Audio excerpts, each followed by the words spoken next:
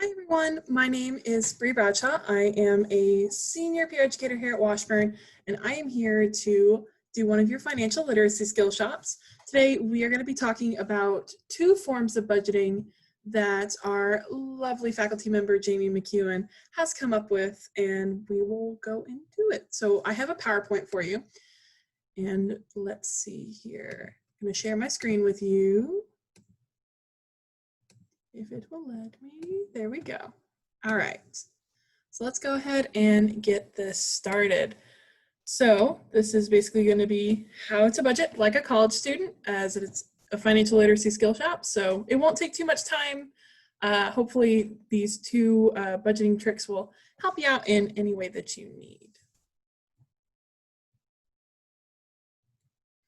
Okay, so the first thing is, why do you want to budget? Well, as a college student, budgeting helps eliminate one of the many stresses that college students face. And as I said, today we're going to be looking at two different types of savings that you can apply to your daily life, no matter what your income is. So it could be anything from $1 to $100. Doesn't matter, we can budget it, no problem. So what are the benefits to budgeting? For one, it helps establish a routine, and that routine can gain momentum as you progress, so it gets easier. And then a penny saved is a penny earned, which can come in really in handy in things of like purchasing textbooks, car trouble, you need a new laptop.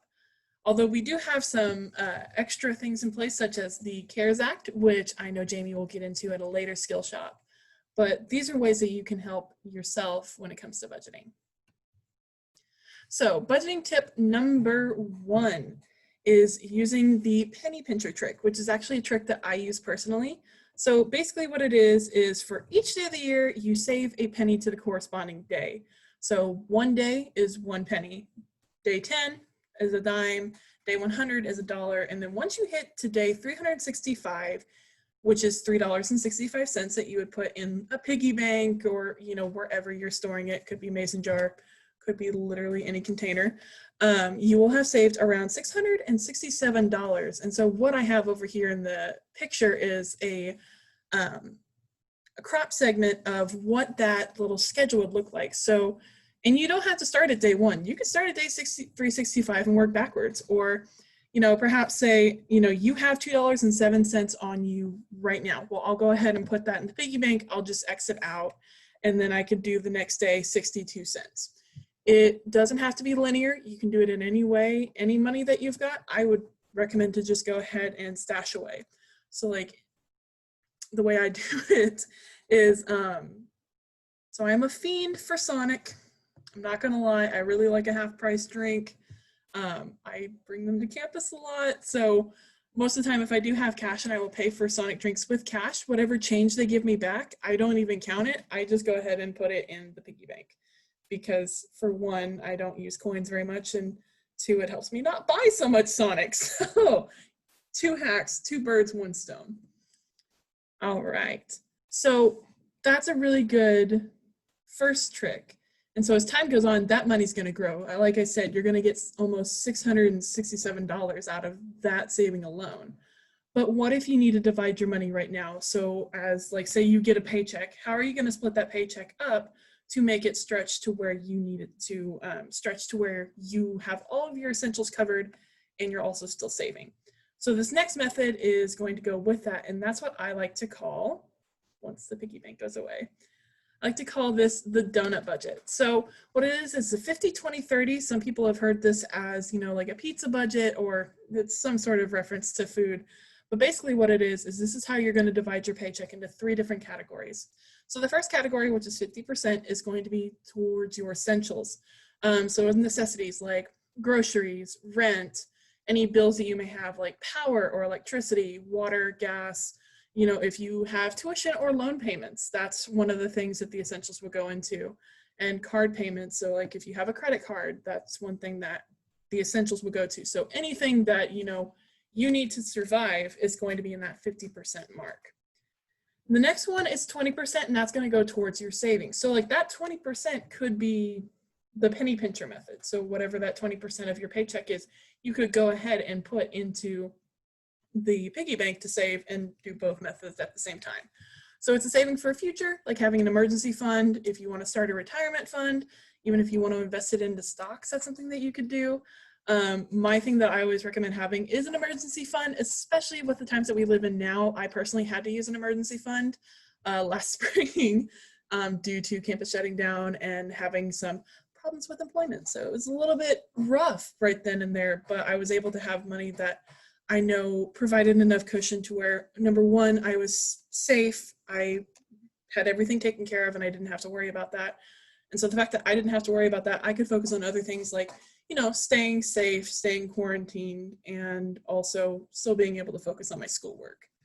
And so then the last part is going to be your wants. So I know we all want a lot of stuff. Me personally, I love to rent movies from Amazon Prime, but I have to watch myself because, you know, you can just click that button.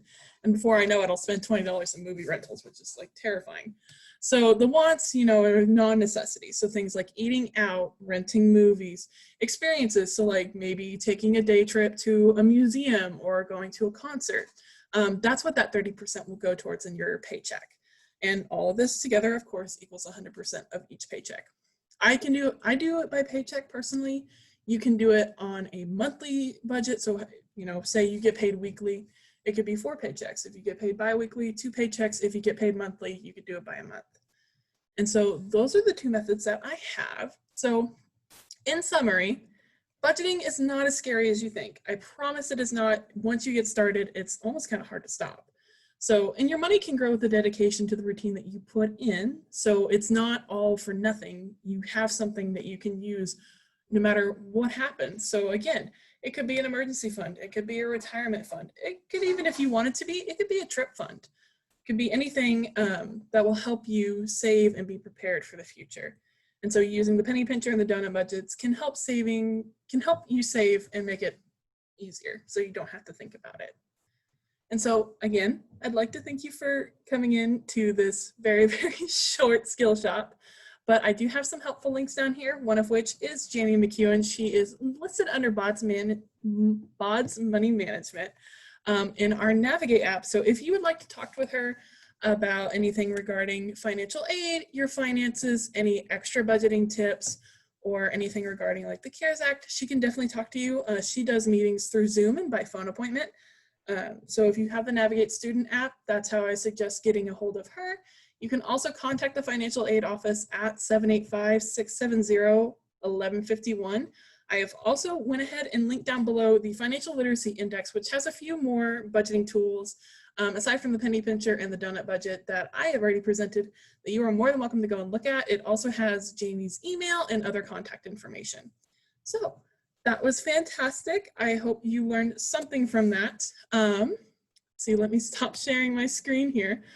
And so if you do have any questions or anything at all, feel free to reach out to Jamie, but you are also more than welcome to reach out to your peer educators. You know, you could even reach out to me if you wanted to. Again, my name is Bradshaw, which you can email. I'm pretty easy to find. But your peer educators are more than willing to help you, as is your lead faculty. And so, yeah, just come to us with any of your questions. We can help you, Jamie can help you, and we just want to make sure that you are financially successful while here at Washburn. So until then, I will see you later. Have a good day.